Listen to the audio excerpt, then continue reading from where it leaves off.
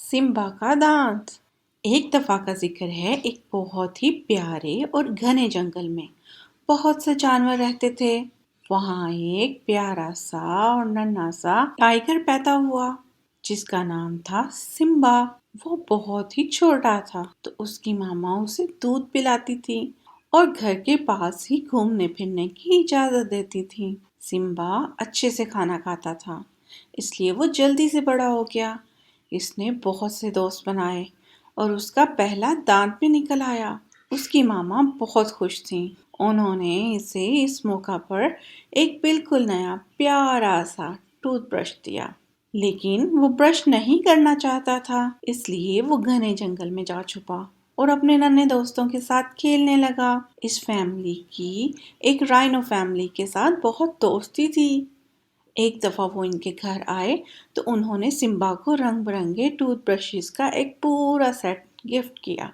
Simba ने शुक्रिया तो अदा किया, मगर जंगल में जा निकला। वो बैठा मेंढक को देखता रहा, तितलियों के साथ खेलता रहा। उसको ये सब कुछ टूथब्रश करने से बेहतर लग रहा था। उसकी मामा बहुत परेशान थी, लेकिन सिम्बा ने उनकी बात बिल्कुल ना सुनी। उसकी मामा ने कैसे भी करके उसकी दुम पकड़ ली जब वो फिर से जंगल में भागने वाला था। इस दफा उसकी मामा ने पक्का फैसला कर लिया कि वो उसे अच्छे से समझाएंगे। क्या तुम जानते हो कि जंगल में बहुत सारे छोटे छोटे कीड़े होते हैं जिन्हें माइक्रोब्स के नाम से जाना जाता है। वो दांत चुरा कर ले जाते हैं उनके जो ब्रश नहीं करते।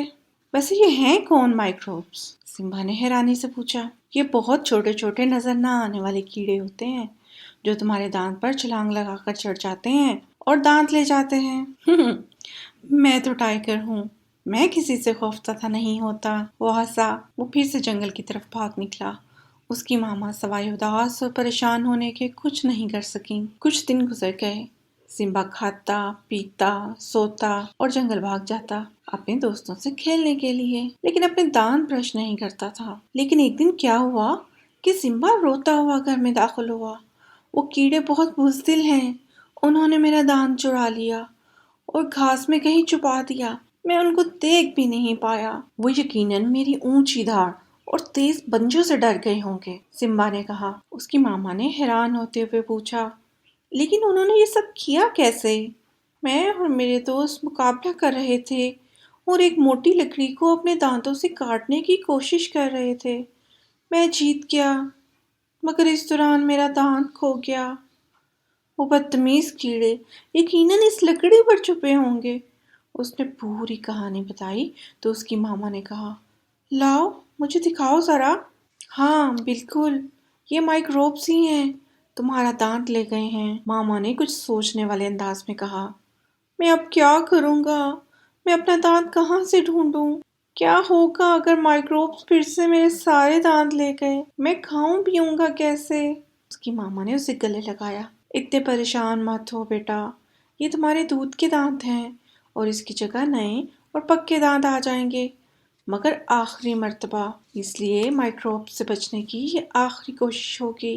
अगर तुम सुबह और शाम ब्रश करो, अपने दांतों को साफ सुथरा और चमकदार रखो, तो फिर ऐसा कभी नहीं होगा। बिल्कुल मामा, मैं ऐसा ही करूँगा। इस दिन से सिम्बा ने रोज अपने दांत साफ करने शुरू कर दिए, सुबह और शाम, और वो भी मुख्तलिफ रंगों के ब्रशेस के साथ, ताकि वो बोर ना हो।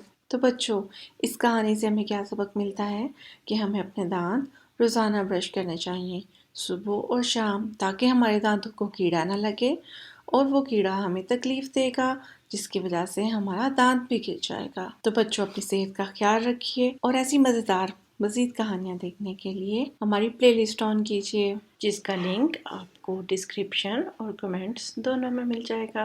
अल्लाह हाफिज़।